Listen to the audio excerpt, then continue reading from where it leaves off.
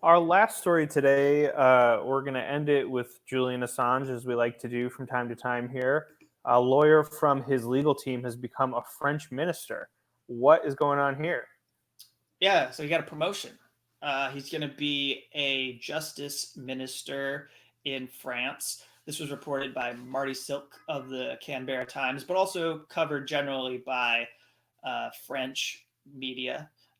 And if I could actually read French, I would be able to discern what some of the local press was saying about Dupond-Moretti, but his name is Eric Dupond-Moretti, and he was part of Julian Assange's legal team.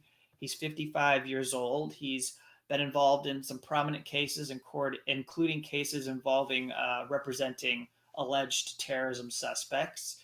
And apparently, in the past year, the National Financial Prosecutor's Office in France, and forgive me, I'm not a French person, so I don't know where this fits into the bureaucracy or what this kind of an institution would be comparatively to the United States.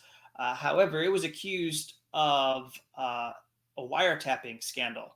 Actually, France 24 says that they're a financial crimes office. So apparently, there were spooks from this office that were spying on him and other lawyers by going through telephone records to identify um, a so-called mole in a wiretapping scandal. It seems very much like an entangled mess, very much like there's a lot of different players involved and a lot happening there. So I guess the point that I'm trying to make is that Dupont Moretti has been, it seems, targeted by the government, but now he's been elevated to this position. And earlier, he was advocating in France that Assange should be granted asylum and allowed to come live in France with political protection. So uh, most Assange supporters are probably looking at this hoping that he might be able to use some kind of influence to bring Assange some hope and maybe obtain some kind of asylum from the French government. But there's not a lot of public information here to suggest that that could happen.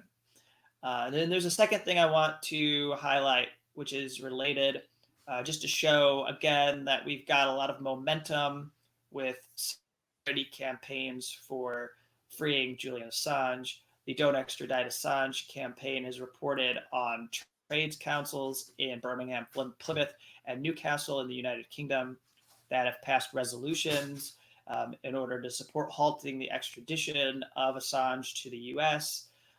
We've also seen that the National Union of Journalists have put together a resolution which became a kind of template for convincing other unions and labor party bodies as well as campaign organizations to throw their support to Assange.